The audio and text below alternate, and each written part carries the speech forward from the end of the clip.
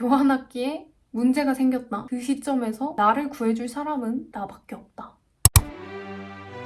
혹시라도 오스트리아 교환학생을 준비하고 있다.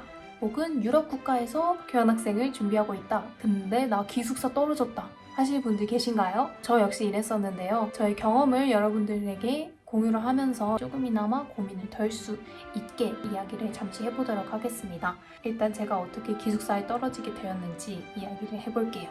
저희 한국학교, 그러니까 본교의 노미네이션은 4월 중순쯤 완료가 되었습니다. 때가 중간고사 기간이라 당연히 조금 늦어도 문제가 없겠지 하는 마음으로 아니란 마음으로 중간고사가 끝나고 5월 초쯤에 학연교에 어플리케이션을 하게 됐고요. 동시에 기숙사를 지원을 했습니다. 근데 2주 동안 기숙사 지원에 대한 연락이 없었고 당연히 학교에 연락을 했었죠. 이메일을 보냈죠. 그랬더니 돌아오는 대답이 이미 기숙사는 다 찾고 최대한 빨리 다른 숙소를 구하는 게 좋을 거다 라는 답변이었습니다. 저는 이 이메일을 받고 정말 멘붕이었어요. 왜냐면 제가 가는 도시가 인구가 25,000명인 소도시였기 때문이죠. 당연히 부동산이 많이 활성화되어 있지 않을 거고 방을 구하기 쉽지 않겠구나 라는 확신이 한 번에 빡 왔었고, 이 힘든 과정을 어떻게 이겨낼 수 있을까 고민이 정말 많이 됐습니다. 나중에 동일한 파견교로 오는 다른 학교, 한국의 다른 학교 친구들의 이야기를 들어보니까 그 학교에서는 노미네이션이 이미 2월, 1, 2월에 끝났고 어플리케이션은 다 2, 3월 중에 마무리를 했다고 하더라고요. 교환학기를 시작하기 전에 여러분이 정말 명심을 해야 할 거는 아무도 우리를 책임져 주지 않는다는 거예요. 내가 무언가를 놓쳤다 혹은 어떤 상황으로 인해서 놓치게 되었다. 그 상황 속에서 본인을 구해줄 사람은 본인밖에 없습니다. 저는 이거를 남들보다 꽤나 빨리 기숙사를 떨어지면서 꽤나 빨리 마음가짐을 가지고 준비를 시작하게 됐죠.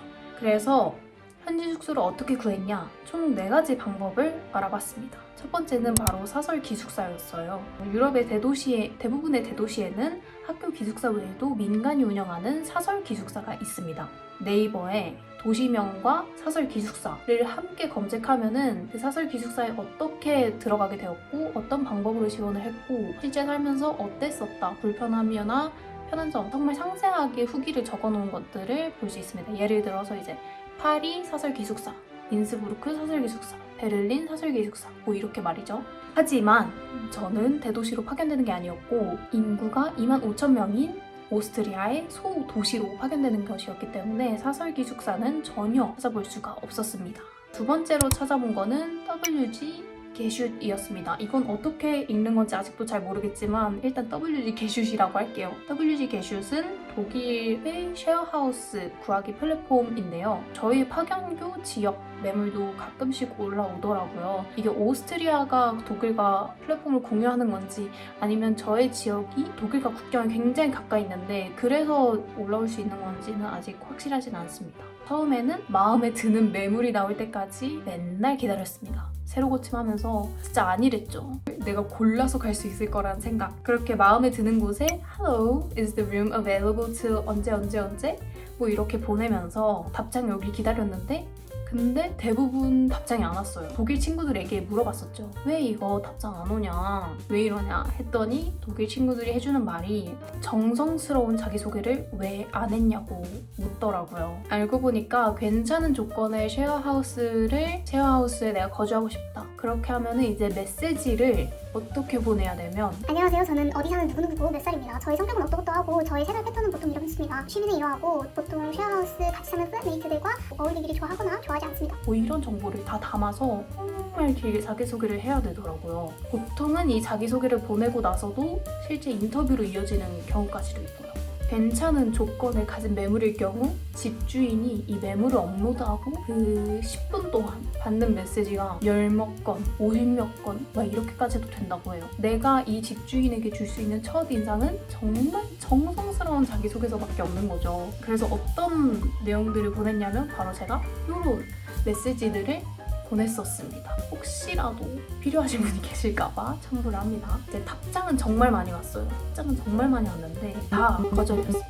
그 이유는 바로 대부분의 숙소들이 1년 이상 계약을 원했기 때문이에요. 저는 한 학기 교환학생을 가는데 1년 계약을 할 수 있는 돈이 당연히 없었죠. 제가 시도했던 세 번째 방법은 현지 부동산 컨택이었습니다. 파견교에서 보내준 문서들을 꼼꼼히 보다 보니까 현지 부동산 이메일 주소가 있더라고요. 그래서 바로 당장 이메일로 연락을 했죠. 내가 이런 사람이고 나 언제부터 언제까지 살고 싶은데 이 조건에 있을까요? 라고 메일을 보냈습니다. 그뿐만 아니라 인터넷, 그러니까 구글에 뭐 쿠슈타인, 임모빌렌 뭐 이렇게 치면서 나오는 부동산이랑 부동산은 다 보냈던 것 같아요, 메일을. 그랬더니 한 부동산이 답장을 주었어요. 꽤 괜찮은 조건에 학교 기숙사보다 약 20만 원 정도 비싼 가격에 매물을 볼 수 있었는데 저는 이 매물을 계약하지 않았습니다. 그 이유는 바로 네 번째 방법을 통해 더 좋은 매물을 찾을 수 있었기 때문이죠.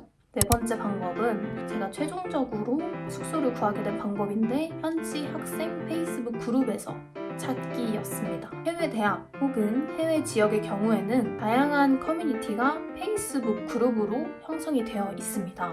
푸슈타인에서는 부동산 페이스북 그룹 하나와 그리고 현지 대학교 학생들로 이루어진 커뮤니티 페이스북 그룹 하나가 있었었는데요. 이 후자 페이스북 그룹에서 방을 구하게 됐습니다. 이 그룹에는 가구를 무료 양도하거나 팔거나 사거나 세입자를 구하거나 혹은 방을 구하거나 뭐 이런 글들이 자주 올라오는 페이스북 그룹이었어요. 진짜 물에 빠진 사람이 지푸라기 잡는 심정으로 전 진짜 한참 전에 올라온 구인 글에도 막 메시지 보내고 또 자기소개하고 저의 글도 올렸습니다. 방을 구하는 글. 그 결과 다행히 방을 한 학기 동안 빌릴 수 있게 되었습니다. 처음에는 페이스북 메시지로 차차 이야기를 하고 조건을 맞춰 나가다가 그래 우리 계약하자 라고 되었을 때는 왓츠앱으로 넘어가서 실제로 더 많은 조건들을 이야기하고 최종적으로는 계약서를 작성까지 했습니다. 근데 TMI인데 유럽 사람들 진짜 답장 느립니다. 제가 재촉하지 않으면 답장이 진짜 빨리 안 오고 답장이 느리다 싶으면 편할 때 답장 줘라 라는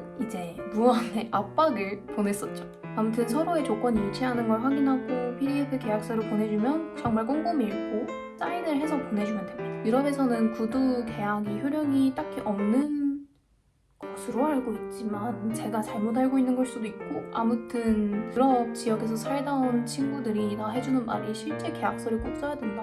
실제 계약서를 꼭 받아내야 한다. 여러분도 실제 문서 계약을 꼭 하시길 바랍니다. 계약서 언제 보내줄 수 있냐 이렇게 꼭 말을 하시길 바랍니다.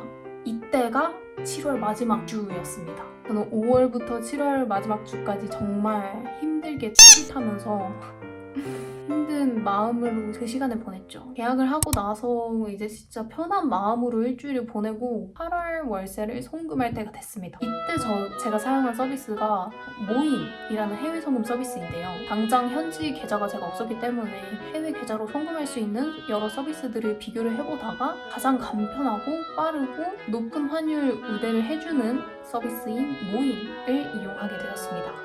제가 이게 실제로 진행한 모인 송금 화면인데 제가 보내고 싶은 금액을 입력하고 송금 목적과 은행, 보낼 계좌, 요구하는 코드, 주소 등을 다 입력해주면은 이 화면이 나옵니다. 여기서 수수료가 얼마나 드는지, 적용 환율이 얼마인지, 그래서 상대방이 받는 금액이 얼마인지까지 전부 확인을 해주고 송금 신청을 하면 모인으로부터 카톡과 메일이 옵니다. 둘 중에 아무나 들어가서 송금액을 어떤 계좌로 보내야 하는지를 확인하고 송금액을 한국 계좌에서 그 계좌로 보내주면은 바로 입금 확인이 되고 서류 검토 단계에 들어갔다는 메일이 옵니다. 저는 지금까지 총 2번의 송금을 진행을 했었는데 2번 다 이제 하루 안에 송금 진행 단계로 넘어갔고 또 바로 하루 안에 송금이 완료되었습니다. 돈을 보내고 하루 이틀 안에 바로 현지 계좌로 송금이 완료되는 진짜 간편하지 않나요? 다시 숙소 구하기 이야기로 잠깐 돌아가서 앞서 언급한 4가지 방법 외에도 정말 시도한 게 너무 많아요.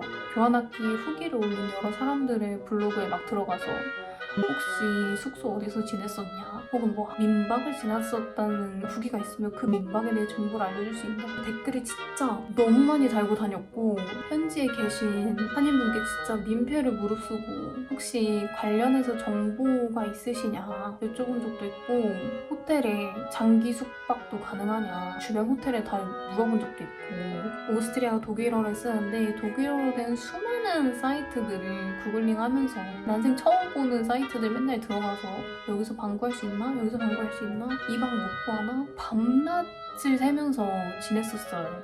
이제 2달을 진짜 괴롭게 지내고 겨우겨우 방을 하나 구할 수 있게 되었습니다. 혹시라도 기숙사를 떨어진 시점에 이 영상을 보게 되었다면 저의 경험이 여러분께 꼭 도움이 되었으면 좋겠습니다. 그리고 꼭 명심할 것. 교환학기에 문제가 생겼다. 이 시점에서 나를 구해줄 사람은 나밖에 없다. 이거 꼭 기억하시고 준비를 하셨으면 좋겠습니다. 안녕!